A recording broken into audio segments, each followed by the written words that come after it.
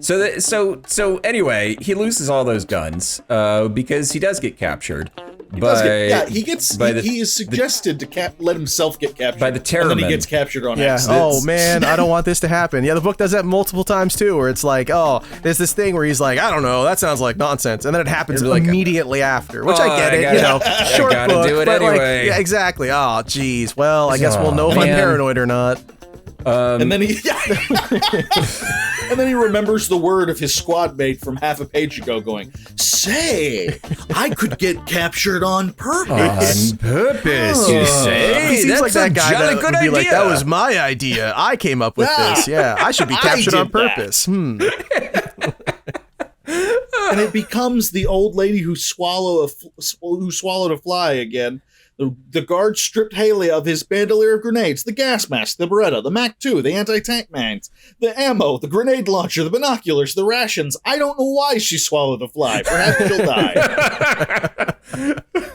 So he talks to Gray Fox. Like it's Gray Fox, the leader. You know, guy. The guy. He's Gray Fox. He's the leader of the Snake Men and Foxhound and Snake Men Foxhound and gray snakes and he gives him the lowdown and be like, BT Dubs, you can't find Metal Gear without a map. Number one, and number two, the doctor could be anywhere, and the daughter was only kidnapped to make the doctor talk. And like, I think we could have figured that out from when they told us that, several pages ago. So we're left on a cliffhanger. How is Haley going to get out of here? And in the next chapter, he gets out. Like, everything moves so fast. I love, by the way, the chapter ends with like, he says, how we gotta get out. I'll try, but with what? His bare hands? It's like, well, that is actually how we started. Mm-hmm. So yeah, I mean, you started the game with your bare hands. You made a really big point to say what a dangerous guy this dude is, completely unarmed. I feel like. He can fight off dogs by rubbing his ass up on a tree and getting on all fours. But the idea of him doing this with his bare hands, they're like, I don't know. It's too much. It's too much. Sounds like a lot. Does Gray Fox say that he has an hour here to do it? How does he know it's less than an hour away? How does he fucking know that? He's been tied up this entire time. And he's like, well, it might be an hour. I don't know. I'm pretty sure, though. He actually less than an hour away. Yeah. And I think, knowing me at that point, I'd be like, oh, well, we don't have. That's not enough time. Work out, yeah, no, we don't have enough time. We only got like 3 key cards. Fuck it. Like, I'm not doing that. I gotta get I know 5 key cards. 5 more. I gotta kill the. How am I gonna do that? Pastiche. And a map. I don't know, man. Yeah, I'm just gonna chill here. I do love that he says, where'll I find the map? And Gray Fox says, I don't know. I only know there is one.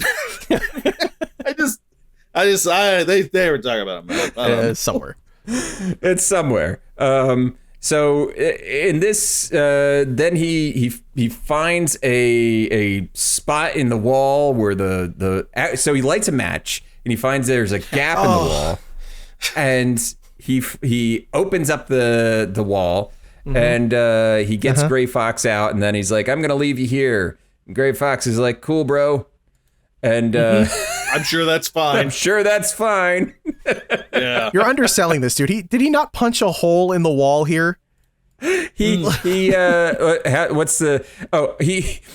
dropped down and aimed a karate punch with his wrapped fist straight at the center of the crack in the masonry, in the very heart of its weakest spot. Instantly, the bricks and mortar gave way, and a hole opened in the cell wall. Scratching with his bare hands, Haley enlarged the hole. He had to work. I think we've all been there. Am I right? He had to work fast. The terrorists would be back any moment now. And yes, so I did undersell it. He karate punches, and he does all the work of Andy Dufresne in a matter of like 5 seconds. In like 5 seconds. I wonder why they left out their traditional battle cry of karate. when he fired off that karate punch. Like a nice yeah. Why is that not in there? You're right. Good point. Why is there no feels hi-ya? like a missed opportunity. Like, hi-ya. Dear God. I don't know where Andy Dufresne went that night. Solid Snake's just like swimming through shit. I gotta get to Gaddafi. Justin Halley swam through a mile of shit.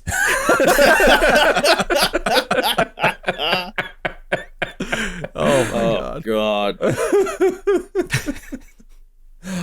I'd like to say Justin Halley fought off the sisters that night.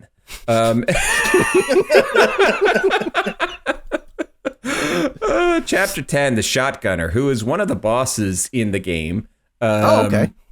Yeah, he's an actual boss. Basically, I watched how you handle it. You just you have to run through the room that he's in to the other side, get into a closet, grab your guns, come back out and fight him. So it's it's not a direct way of confronting it. Kind of like it's kind of like the Metal Gear pastiche of you got to do. It's not just you go in and shoot the guy. You got to fucking figure some things out. But yeah, so the Shotgunner, which is he's a guy and he likes his shotguns. Clearly, it's weird. Justin doesn't notice that Justin does not shoot anyone in this entire book. For as many guns as he's got. He gets every time he gets a gun back, he hits somebody with it. Right. Yeah. Which I don't think of my favorite way to play Hotline Miami is to just throw guns at people. I mean, yeah, really. This is the inspiration. They read this book. This is where it all began. Yeah, and I love, by the way, this is another example of what I was talking about before, where he's got these random ass skills that why would he be trained in this, but he can't speak Spanish.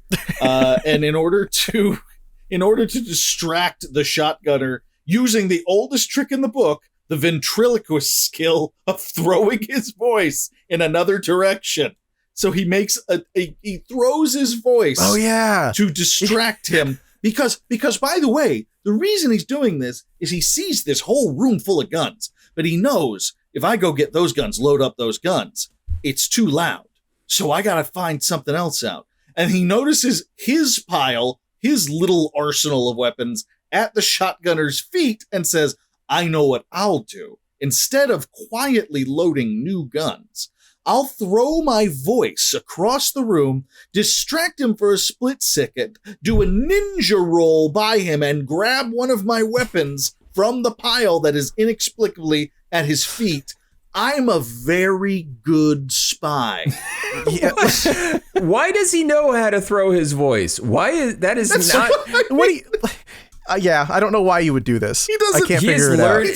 Nothing he has done here is stuff that he is that the Snake Men training? It's we don't do any of that bullshit that other Marines do. Yeah, you're not gonna break out your ventriloquism dummies, boys. You're gonna learn how to find a hole in the wall. There's a reason 15 of them got captured. Yeah, have no discernible skills. Nothing useful. I just imagine rolling up this character like you. I want to play D&D. I want to play like a really badass spy assassin style character. I'm going to base him on everything I learned from the Metal Gear book. All right, first off, we got to put some points into ventriloquism. Second, animal handling with a specialty in pretending to be a puma. This will work out Justin nicely. Halley's a bard. He has to be, right? He's is a bard pretending to be a soldier. Yeah. From the College of Useless Bullshit. I don't... Just completely useless. And by the way, it doesn't work. He rolls to his gun and the Shotgunner hears it. Heard him and growled in his throat, a deep animal sound, an enraged threat. It almost sounds a little sexy going on here. Yeah. Well, a little hot and heavy. I'm surprised because he does say it's a deep animal sound, so I'm surprised he didn't get on all fours and start yowling like a cat at him. Can you smell me, Shotgunner? The Shotgunner can smell my ass. I'll make him smell my ass. Oh God. We're chapter 11. It's heat panel time. It's heat panel time. Oh, God. And Solid Snake decides to binge. Oh, yeah. Yeah, it's time. He's had a long day. He's depressed. He's tired of rolling around. It's time to down some MREs. Just get him in them. And we start right off the bat, by the way, with the author saying he'd never find Metal Gear dragging all this heavy equipment around with him. Frost is pissed at this point. He's writing going, this is fucking stupid. Like, no soldier would ever do this. He's furious. And it's just like, this is his passive aggressive way of getting back at Kojima. Like, this is what he's doing. He's never been the same. And one of my favorite lines in this chapter is he was in a place he had never been before. And I was like, you mean like all the other places? Yeah. In the building that you have, I guess. You mean like this? He doesn't even know what country he's in. He doesn't know what language they're speaking. Of course he's in a place he's never been before. He was in Phoenix. He could just tell. What the fuck? He's on the outskirts of Albuquerque. Probably. I mean, yeah. Good point. It is so sandy. I could see it. Sandy, jungly. It's sandy. Sure. Everyone's violent. It sounds about right. They're definitely making meth here. Like, for sure. Right? Yeah, absolutely. Yeah. There's a lot of meth happening in this. And it's no coincidence here that this is where Solid Snake suddenly is bursting with energy for no apparent reason. He did on the way down. Yeah. So he binges a bunch of MREs. And is able to... What key card are we at this point? Do we know? Right? He's just about to find 4. 4. Yeah. Yep. Yeah, he just found 4. Yep. Yeah. Sitting in the glove compartment. Yeah, sure. Yeah. This is an important key card we need to hide, just in case this Halley guy gets in here. Leave it in the glove compartment. Fuck it. Don't lock it. Yeah. He'll never look. As Death Cab for Cutie says, the glove compartment carries, carries documents and key cards. Yeah. It's inaccurately named.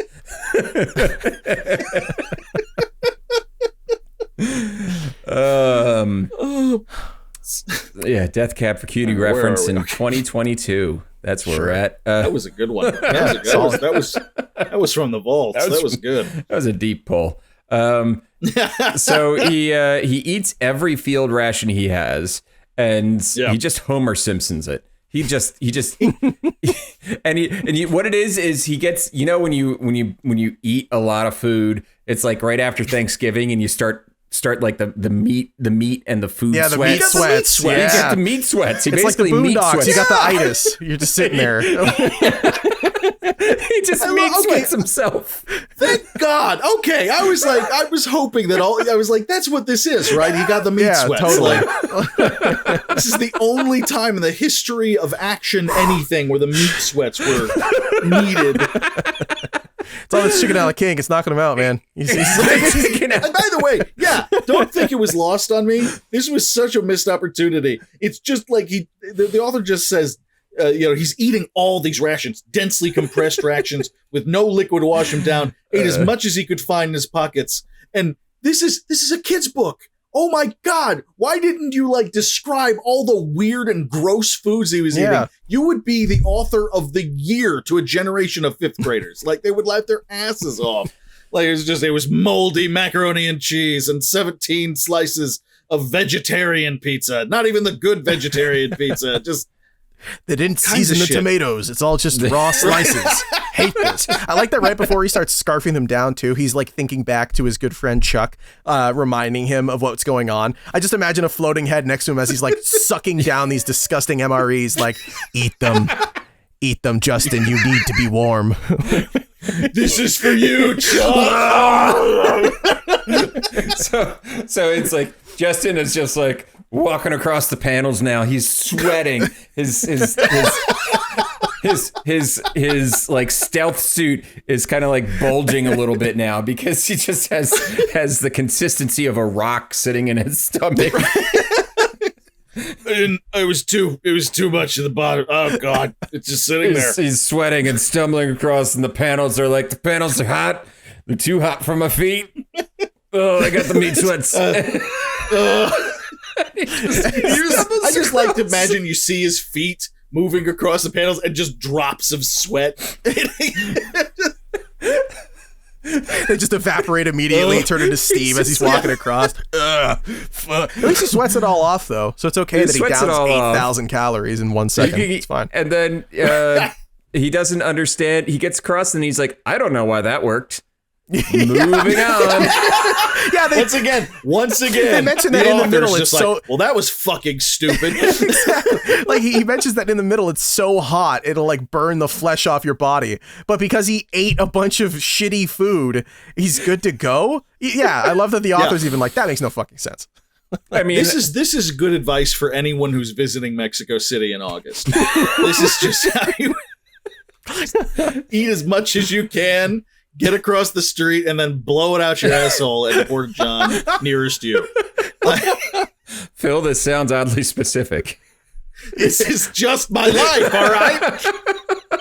I've never felt closer to one of the books we've read.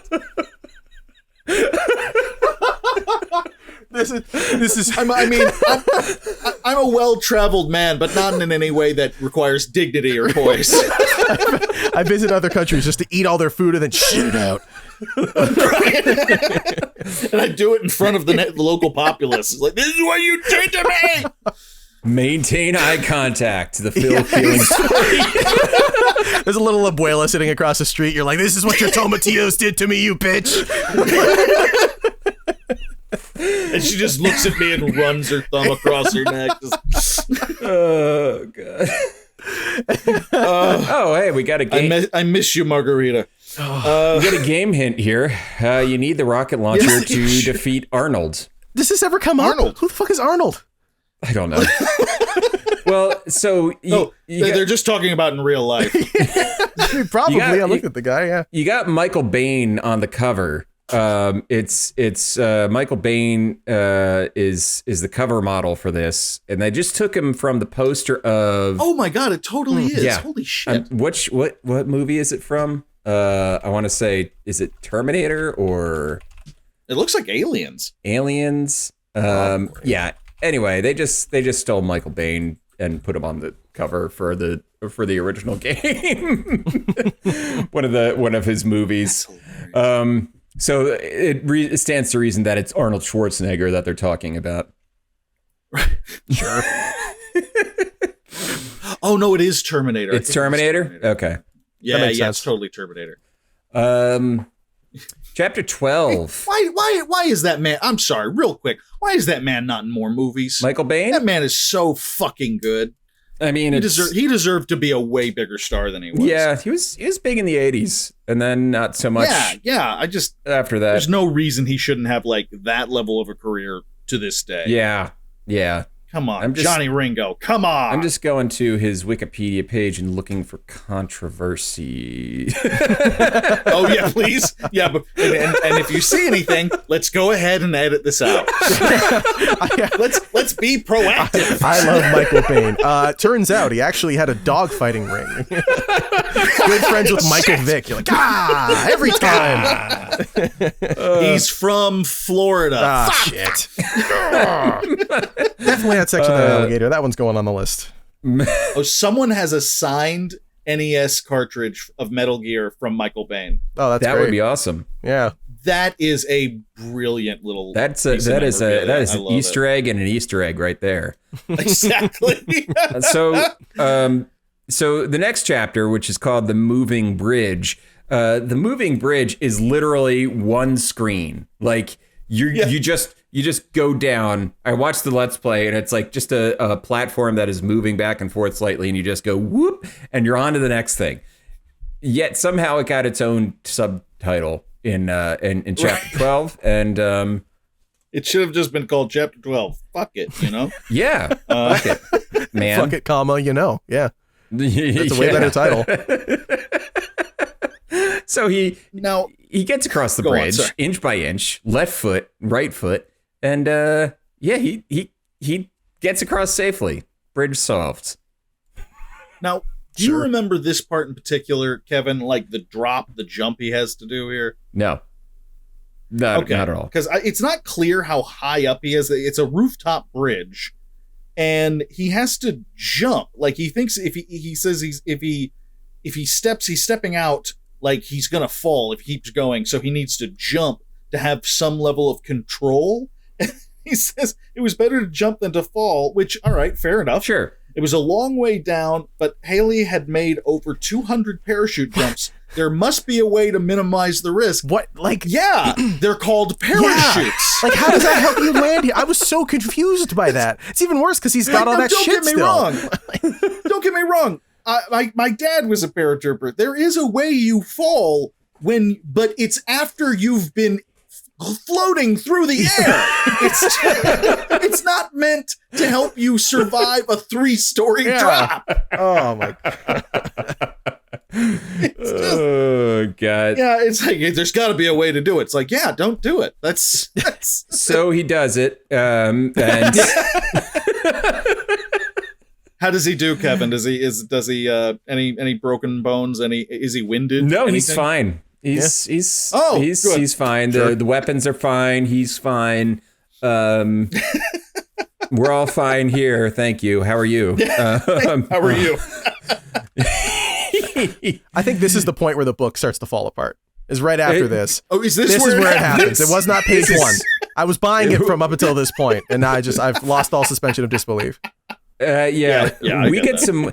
I feel like I started getting a little confused as to what the fuck was happening, because we start getting radio transmissions. He starts talking about, can I still trust Commander South?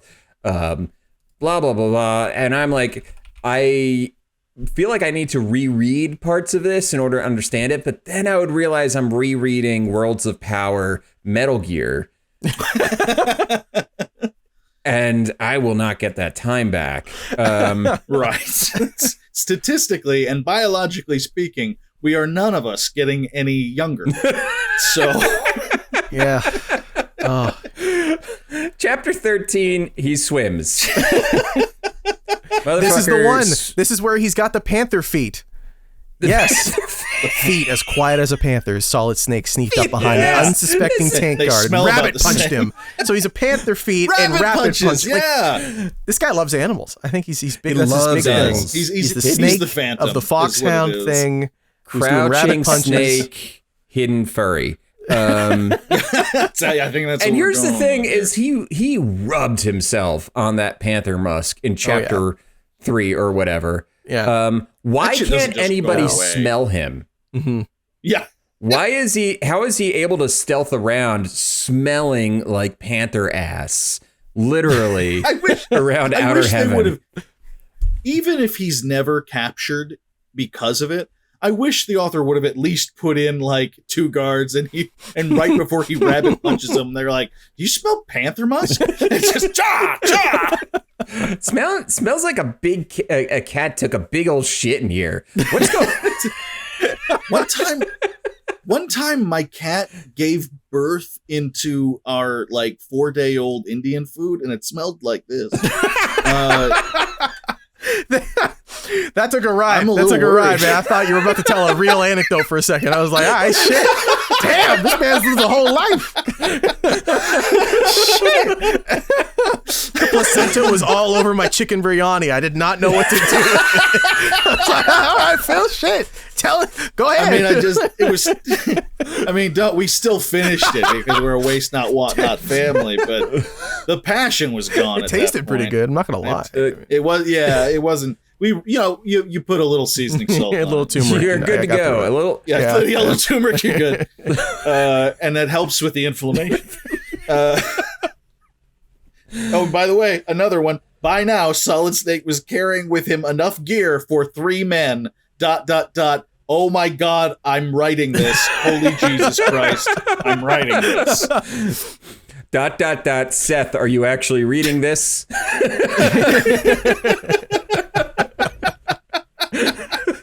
Call me right now if you're reading Holy this. Holy shit, they're signing it. They're signing it. I can't believe it.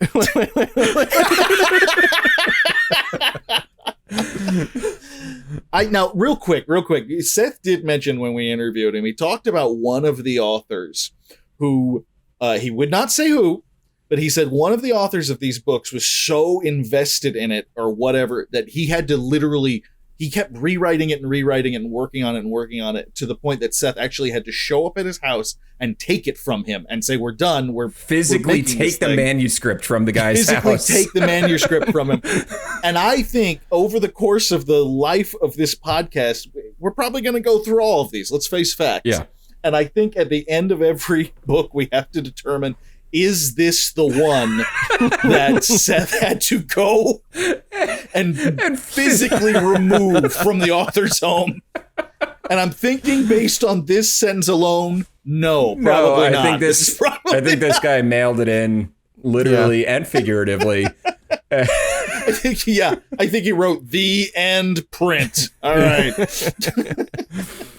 Oh boy. Rabbit punches. Yeah, Rabbit punches, talks to a prisoner. Dr. Petovich is still alive. Whoa. Oh my god. We're up to keycard 6 somehow by the end of this chapter. He just keeps finding them. They just show up. Finding them in order. Yeah, that's my favorite part. Now that's the weirdest so good. part. Yeah. Like he planned it out. Like this is a Metroidvania that Katafi was setting up for this guy. Right. I feel like that should be the thing that the author was focused on. It's like, why not 2 and then 8 and then 6? Like, yeah, I almost feel like it was though, because he's like key card 4, all caps. Just so you're aware, this is the 4th key card, and it's also number 4 in the list. Isn't that weird, guys? That's super weird. Strange. Anyway, Snake moves on. Are you guys buying this? We get to chapter 14, which is the trained killer scorpions. Which God help us. No, not just killer scorpions, trained killer scorpions. And we could have also added mutant trained killer scorpions if we really what want. Are they, like 15 Yeah, they're feet 15, 17 feet, they say. Yeah, tall. like what the fuck? Did this guy not understand scale? Does he not realize how big a 15-foot tall scorpion would be? Yeah, just one. I think just one alone. There's 3 of them, and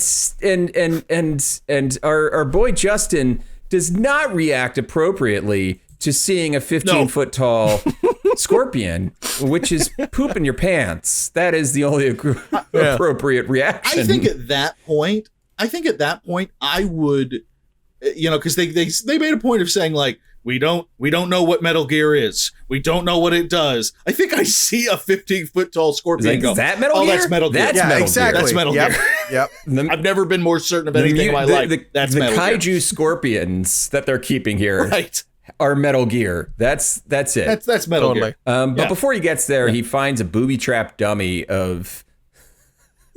Like, what kind of goof-ass Joker villain shit is this? Like, you've got a dummy of the guy he's looking for. Not only is there a dummy of the guy, by the way, like, of course, Solid Snake with Justin Halley, with his genius level intuition that can just tell everything right away, is his spider sense. Not only is it a dummy, after he blows it up, the fucking next key card is in the dummy. Like, are you kidding me?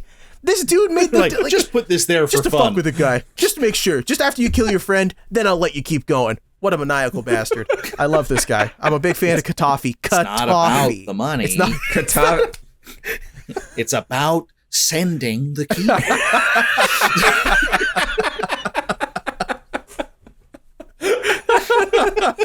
Jesus. Oh, God. It is stupid. Very. And by the way, I did a quick look up here.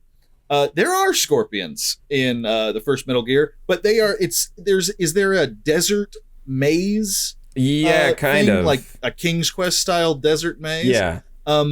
Yeah, they've got scorpions in those, but they appear to be like, I mean, at best, these are the size of puppies. Sure. Yeah, that makes more sense. What they are not is a boss monster.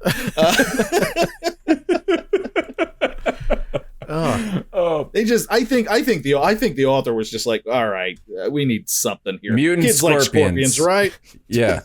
Kids like scorpions. They're creepy looking, right? They got They're great pets. They're great pets. They're great pets. So he blows them to shit with a rocket launcher. Yeah, he sure and does. this is probably the most detailed we get on any weapon operation in the book. Totally, yeah. Because he's talking about how the rocket launcher is like, what you think of a rocket launcher is actually, you can't just keep reusing that tube over and over again to fire rockets because it starts to break down. You're like, is that a thing? Maybe, I don't know. It's just, he wrote it so confidently. Yeah. It's a level of detail that I don't know. Really I don't know if took that's me true or out not. of the book for a second. Be like, Totally. Yeah, I feel the same way. I was like, huh. Suddenly competent. Yeah, very strange. Well, that's the thing. I think maybe, this is my hunch, I think maybe Mr. Frost here is a veteran and was just like playing this game and just slowly grinding his molars to a paste in anger of like, I did not watch my friends fucking die in the mud to write a book about fucking scorpions, and that's not how you carry weapons. Oh God. I can't prove it. Can't prove it, but let's assume that's Alexander Frost's MO here. I buy it. I can't prove it, and maybe I don't want to. He kills the scorpions. He kills the scorpions. And he gets over to building 3. He finds key card, or does he have key card 7 already? I guess he has. I think he finds it here, doesn't he? He gets it from the dummy, doesn't he? Oh, He yeah, gets it from the that's dummy. the dummy Yeah. had key card 7. I forgot that. Come on, self. Come on, Kevin. Come on. We are reading Metal Gear. Have a little some respect. fucking Yeah, respect. just a little bit. Just a modicum, all right? Just they a put them in order modicum. too, dude. Come on. It's not like you just found 8. Really, I So close. I blame no one but myself. So he finds Ellen, the doctor's daughter, and he's like, "Yeah, I'm gonna save you. You're a brave girl, Ellen. I'm taking you out of here." And then he leaves her in another room. He sure does. Yep. Oh, He's like, "You'll be safe in this the room next to where I found you. You'll be safe there. don't worry. No guards will check either room. The room next to your prison will be fine. You'll be in the clear here." All these passed out guards, you'd think like someone would find them at some point and follow the trail of jaguar ass smell and would end up at one of these 2 rooms where this girl is being held. Like, He meets Ellen, and the first thing she goes is, "What is that smell?" is that you?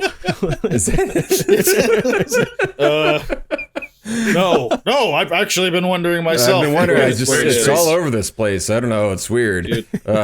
Stay in this room. Stay in this room. What are your thoughts on pumas? Yeah. What are your thoughts on? Yeah, what do you think about pumas? What do you think? I think they are majestic creatures.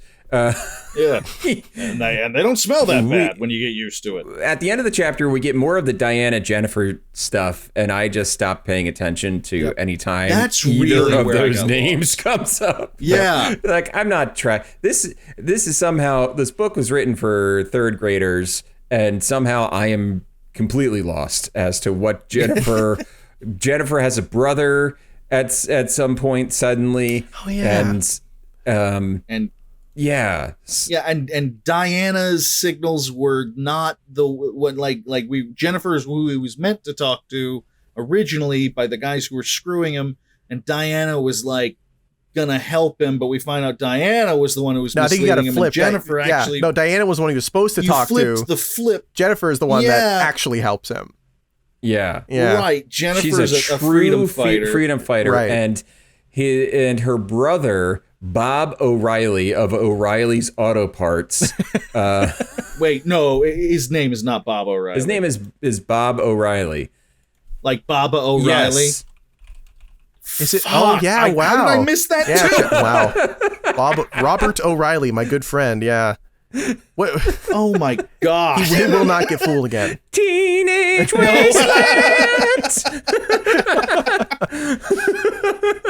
Oh my god! I think The next chapter does just start with "Out here in the fields, I fight for my meals," so I don't know why. And it's just the MREs again. Bob O'Reilly, aka Eagle Man, because we're suddenly Mega Man. We suddenly got Mega Man. We're just running out of code names now. He's Eagle Man. Bird person. I'm Eagle Man. I am Eagle Man. It has been a rough mating season for Eagle Man. Why are you still talking to Summer? She's not even on the other side of the compass, Justin. Move on. I can't believe you fell for that. Basically, Bobby Boy is he's in a trap, and he's also Jennifer's brother, and he's rigged up with wires, and basically it's just dark. It's dark. He's and there's a gas mask, and his bed. There's like, and here's the thing, it's like a sudden injection of stakes, like in just like 3 paragraphs, because like, oh my god, my best friend, he calls this guy his best friend, is captured, and he's in a trap. And oh my god, I also learned he just has a sister. He didn't know his best friend had a sister, that his sister was a freedom fighter, and that the sister is the one who's supposed to help him. It's like in like 3 paragraphs we learn of the existence of Bob O'Reilly, and that he's Snake's best friend. And that Snake is also maybe the worst when it comes to like reading, you know, the exposition shit that he might need to know before going on a mission. Yeah. Or even just knowing his friends. Like, so there's basically he saves him. He gets him out of the booby trap. And my favorite thing in the world is that this happened, right? That keycard 8 was taped to the guy's back. Yeah, but he doesn't realize until at the end when he's like, "You're okay, buddy. Oh, wait a second. What's this on my back? It's weird. Feels like an American Express credit card on your back." I love that. I love that they make a point of saying it's no bigger than the size of an American Express credit card. You can almost see the registered trademark thing. It's really small font, but it's right there. American Express, proud sponsor of Metal Gear since 1989. Metal Gear corporate sponsor, American Express. Never leave home without it. A Snake credit card? Oh, so dumb. It's so Colonel. It's so inexplicable. He's I back. forgot my American Express. Oh no! I can't access Metal Gear without an American Express credit Can't buy card. these microtransactions. Oh shit! How am I gonna get the new NFTs? Oh no! Metal Gear. So good every time. I love it. Yeah, this is the real the end game here for Snake, for our good friend. This is the end real game. shit. Yeah. He also figures out that laying out all the key cards is a map. Because he couldn't figure that out with like 7 or 6 of them. He needed the 8th. Right? Only He never 8. turned any of them around and went, "Huh, that's weird." Yeah. More to this. What a weird coinkydink. Yeah. Solid Snake, master of observation. And he also debates whether he should keep the other key cards or not. And he's like, it's like, I got all these guns, but it's the key cards that are really weighing me down. Right. That's the thing. It's just overbearing. Oh yeah. It's like they forgot that they weren't playing Resident Evil. Yeah. And like it's like, oh man, everything's on a fucking grid. Oh This no. rocket launcher's like half the Okay. thing. Shit. Right. These cards. I mean, my pistol takes up the same amount of space as just one of these cards. just slip them in there, buddy. Just stick them in your suit and you're good. Don't worry about You're it. good. You're good. Just put them in your socks. It's Put them in your fine. socks. It's fine. Yeah. Put him in you put him in your camo suit, as they refer to his uniform, I'm presuming. His camo suit. Are you sure? I've been imagining it as camo just suit. a camouflage leotard this entire time. It sounded every time they said camo suit, it made me think of like what someone from Duck Dynasty would wear at his wedding. It's actually the shoulders and arms are exposed. It's a full on leotard with just like the tank top straps. He's doing Richard Simmons. He's just getting ready for some calisthenics. He's doing lunges as he walks down the hallway. By the way, Kevin, you and the rest of the groomsmen at the wedding will be wearing camo suits. Okay, that's good to know. No one will be able to see you. Because I'm the focus of the pictures. Oh, God, I can't wait. Congrats, by the way. Oh, thank you. Oh, God. Yeah, so he falls himself falling. I love that. Oh, yeah. Into total darkness. Sorry, we get another random ass line. Solid Snake touched something. It felt like a lock down low in the base of the pillar. A lock. Okay, that was it. That was it. It was a lock. Ah, a lock. Great. You are a lock. He ends up falling, and he's a real tired boy now. He is. He's having a long day. He's having a long day. He's eaten like 20,000 calories in 5 minutes. In 5 minutes. And he's just had to poop for like 30 minutes now. And he's really starting to get some poop and cramps. Snake's been turtling. Oh yeah. Oh yeah. Well, that's you go out and you do all that exercise. It really gets the bowels moving. So he's not in a good place. It's not. And he finally sees Metal Gear. And here's the thing is nothing that huge and ugly could be anything else than Metal Gear. And I've never actually thought of Metal Gear as like ugly. Every time I see like a Metal Gear, it's like that is actually some sleek and fine engineering. Mm-hmm. It's not like it's an ugly machine. Yeah, it's gorgeous. Yeah, you're right. It's perfect, gorgeous, like geometric robot. It is a fine representation of German engineering right there. That is German precision engineering. Das Auto. Das Auto. Yeah. So he's there's like some weird supernatural thoughts that he has about it. Oh yeah. That the metal itself seemed to radiate evil. Could this mysterious unknown metal be the source of Metal Gear's deadly power? No, I'm pretty sure it's the fucking nuclear weapons that it has. Right. No, Snake, you're suffering from radiation poisoning. Just hallucinating, man. Calm down. Yeah, exactly. We also, our cat counter's up here, by the way. We're back. We got another Like a Jungle Cat. Halley prowled unseen and pounced without warning. Buddy, come on. Pounced is just, I mean, I think we all think of cats when you use the word. Of course. His expertise in Tai Chi, the special breathing and natural movements of the animal world made Solid Snake a graceful shadow. Add Tai Chi to the list of useless skills for... What do we got? Ventriloquism? What is that a thing? Tai Chi. My retired mother swears by Tai Chi as a way to do low impact exercise. Oh, I thought you were going to say that she swears by Tai Chi as a way of defeating evil robots. I mean that too. Maybe. Yeah. She's retired from back in the day. Yeah, that's what she's retired from. That was her expertise. Yeah, that's true. That's a good point. Yeah, she was one for a few years. I remember.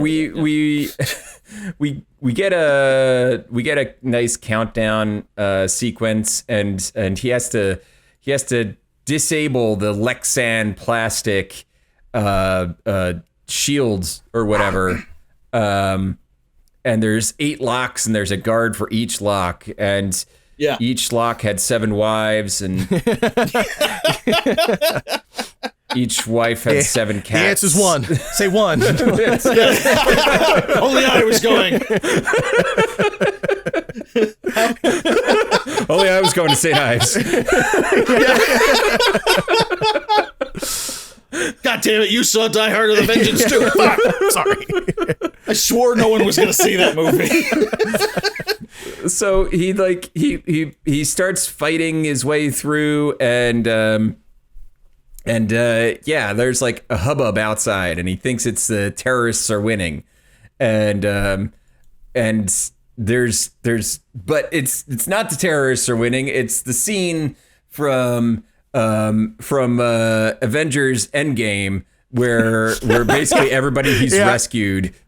The big sling ring circle behind him. Everyone's coming out on your left. Watch me, Gray Fox. Don't worry, I'm coming. I'll help you out. Yeah, and within like a 7-second span of time, they take out like 800 people. Or 8 people. It's just things just get rowdy, and there's he's fighting. He's knocking out the guards. And then the Lexan plastic gets knocked down, and Katafi gets knocked out, and Haley presses the button because there's just one single button that does it, and of course, and that disables Metal Gear. The world was safe. Bum, ba-dum, ba-dum, bum. I want to say thank you so much to Katafi, by the way, for coming up with a list of places he wanted to nuke and mentioning Ottawa. Thank you for the representation. Up here, it's so nice to know that you wanted to blow us up. You consider us a formidable power that you need to stop. That means a lot to me. Thank you. Especially in the 90s. Like, wasn't that Pierre Elliott Trudeau? Who cares? That guy wasn't doing anything. He's walking around. We're going to blow that up? What are you doing? Ottawa. Ottawa. That'll teach him. That's the hub. That's the hub. Them and their fucking healthcare. Yeah, those bastards. Let's see them. He just was not a big fan of the Ottawa Senators. He just no. And that's just it. That's pretty much it. And it just kind of drops. Yeah. Everybody shows up. Commander South shows up, and the guy, like, they're like, Commander South might be a bad guy because of all this shit. None of that is resolved, and Katafi just flees. Yep. Gets away. It just gets away. Yep. Meanwhile, that has nothing to do with the plot of the game, because what you find out, as we all know from Metal Gear Solid, is that Big Boss, who is your boss, is actually the villain at the end of Metal Gear. Like, he was the one that was building Outer Heaven and the Metal Gear and all that stuff. But then none of that is that. It's Vermin Katafi. So yes. Well, I'm doing a little bit of research here. He appears in both Metal Gear and Snake's Revenge. I'm seeing his nationality listed as Mongolian. Katafi? You know, I think we all should have known. It's a classic old Mongolian name, Katafi. Yeah, of course. It is. It's just, Vermin. It's son of Taffy, which Taffy is. I mean, Taffy is like John to the Mongolians. Yeah. That's you had Genghis Taffy, and it's just Kublai Taffy. Yeah, Kublai that's my boy. We go way back. Wow. I mean, they got as far as southern Spain. It was really, I mean, the ancient wars really were the best. And we do finally get to, I think at this point, everyone's favorite part of these books, the reading, the reading list, recommended reading. Yeah, what is this list from FX9 himself? What do we got here? We got Across 5 Aprils by Irene Hunt. All Quiet on the Western Front. What? These are books being recommended for kids. Exactly. All Quiet on the Western Front. If you're in 3rd grade, you're not getting through that. I didn't even read the books I wanted to read.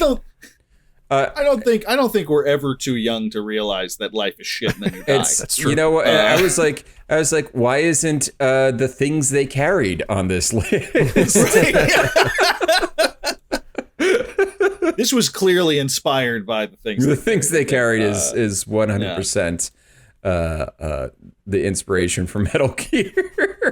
Young man in Vietnam, naturally. Naturally. Best wishes, FX9. Thank you, Seth. We love you, Seth, and this was great. Other Worlds of Power books you will enjoy: Blaster Master, Metal Gear, Ninja Gaiden, already done it.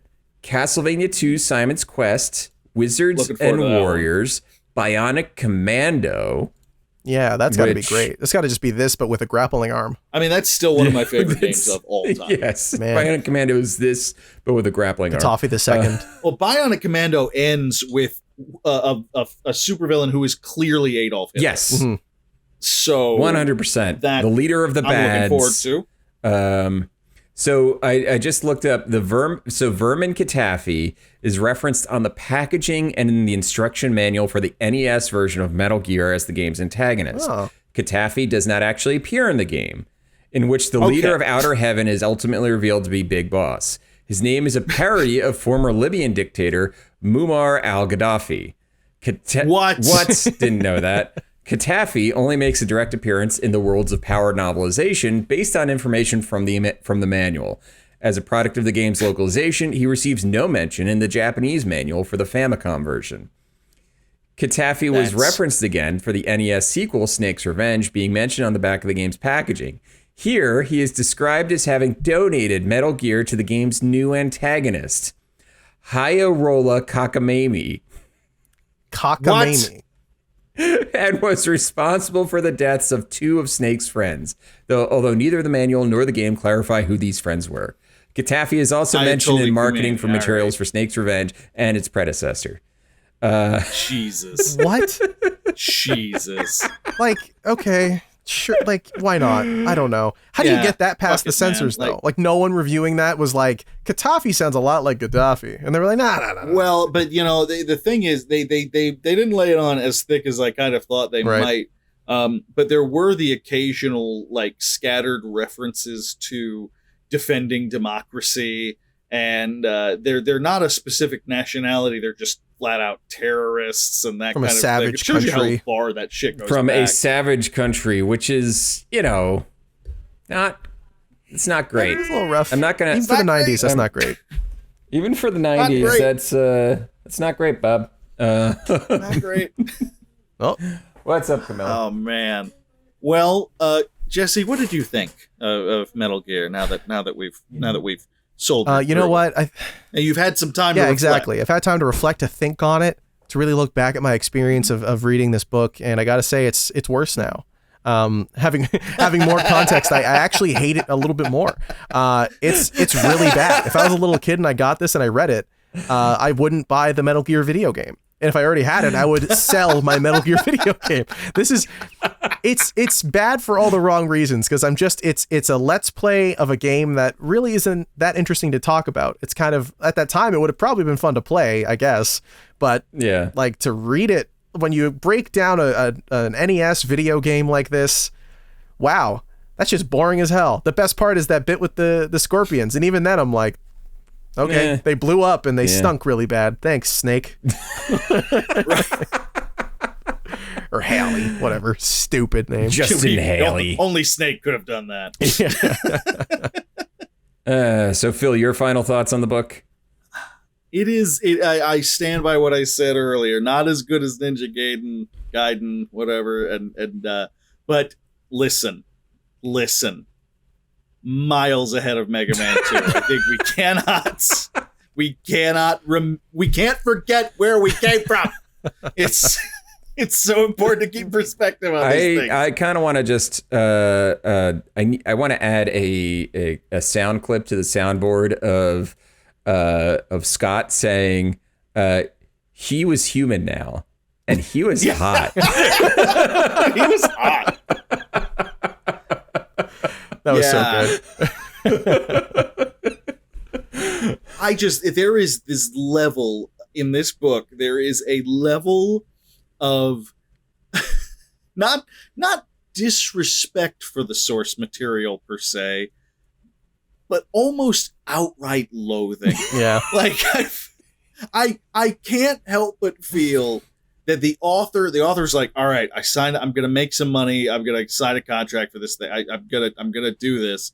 But I can't help but feel that something in, whether it was it was like $2,000 for a week's worth of work or something like that. Right. If that. Yeah. Wow. If that. Like, Yeah. you know, but something about this particular, it clearly pissed him off. Like, he was poking holes in his own book.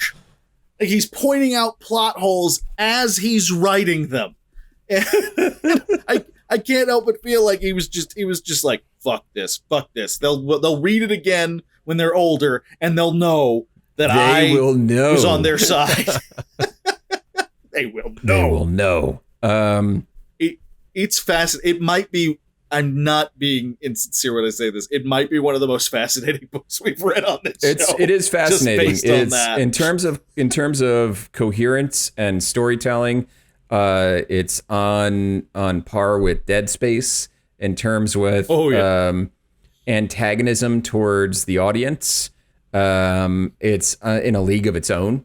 It's unparalleled. It hates the reader and it hates its source material. It hates Seriously, itself. it really, you can feel the hate coming off the pages of this one. Yeah, it's seeping. Metal Gear, you can't hate me more than I hate myself. Alexander Frost. Yeah, I want to hit Frost up. I need to talk to him. I need to ask him to write a sequel or an epilogue to this. That's like Katafi. Yeah. It opens like the year is 2011. And streets are full of angry citizens. Katafi has just been captured yeah. by Norian freedom fighters. Yeah, we're Bibians. Norians. Yeah, so this was not a great book, but you know, all right, I may have found a this can't be right, but I may have found a plot twist. Oh no! Yeah, I went ahead and I just did a quick rudimentary Google search, Alexander Frost author, and under thrift books, and this is thrift books, so they have everything, but this can't be right. But we found Metal Gear by Alexander Frost, hot ticket item, $52 to $61 a pop because it's a collectible. And the other book, Love and Laugh, The Poetry of Alexander Frost. Oh. Wow. It's featuring the adventures of Arizona Jake and Barbie Buzzard Vulture. Okay. This is a collection of poetry, and I hope. Are you buying it right now? This is the same author. Are you? Is it in your cart already? Our next episode is literally just going to be reciting the poetry. Wow, what are all these endgame books? Is all German stuff? Am I losing it? Am I on the wrong thing here? Where are on you Goodreads? You're not seeing any German stuff? Endgames, Sternenring? Oh, I was on Thrift Books. Hold on. Oh yeah, look at that. Sternenring 3, Flaschenpost, eine Kurzgeschichte. This is a lot of that. Oh, interesting. Der Feldmob. Okay. Okay. What is going on? This is really happening. All right, Endgame, Sternenring 3. Yeah, this is just straight up German. Like this is all attributed to the same author. Yeah. So Alexander Frost is Mike Fireworks. He has apparently a trilogy called the Mike Fireworks trilogy. If you're interested, and I know you are, Mike Fireworks 2 is called Ice Fire. This is interesting. Oh my god, he has a book called Food for Thought that's like zoodles. Like the cover is just someone dropped their bowl of zoodles and then Luigi's face is just in there for some reason. This is an adventure. This is a rabbit hole I was not expecting. I didn't see this happening. And a lot of his stuff has been co-written. Alexander Frost and Maximilian Frost. Oh. Which is now my new pen name. Heal My Broken Heart, Love Grows #1 by Alexander Frost. Mike Fireworks 3, Back to the Roots. The synopsis in German says Mike will Rache Rache being German for revenge. Of course, yeah, of course. Sein vaterlicher Freund Javier Flores genagt auch der Greis werde Kautblung immordet. What's that say? Willkommen auf PixelLit. Willkommen auf PixelLit. Meine Name? His paternal friend. And we also get Alexandra Frost, who is a journalist and marketing writer. Yeah. And presumably not the same person. But she's got a rockin' haircut. Okay. It's got I need to speak to your manager all over it, and I'm here for it. She's doing great. Congrats to her. Well, Alexandra, if you're listening, and I know you are, I think you're doing great. You're doing great, sweetie. You're doing great, sweaty. Yeah. Keep up the good work. That'll do it for tonight's episode. I think we're good. Jesse, if there's anything you want to plug, go right ahead. Yeah, my buddy Nevin Holmes got Justicar. Go support Justicar. Actually, the funding will be over by the time this airs, but you should have supported Justicar, you punks. Seriously, listen to Kevin. All right, it's a great time. It's a beautiful game from a beautiful person. It looks like a lot of fun. I really everything really Nevin has made is fantastic. If you haven't checked out Gunslinger, you should check that out too. But make sure before you spend money on that, you back Justicar on Kickstarter. Just search it. It's fantastic. If you like cool. My Cousin Vinny and Phoenix Wright, you're gonna like Justicar. So go ahead and back it or pre-buy it or whatever stage it's in when you're listening to this episode. It's good times. But yeah, so that'll do it for tonight's episode. Please follow us on Twitter at PixelLitPod. You can follow us on Instagram at PixelLitPod. You can find us on the web at PixelLitPod.com, where we have links to all sorts of goodies, past episodes. That time we were on other people's podcasts, you can find them there as well. All that good stuff. And with that, we'll call it a good Metal Gear evening. Good Metal Gear evening to you and yours. Have a good night, everyone.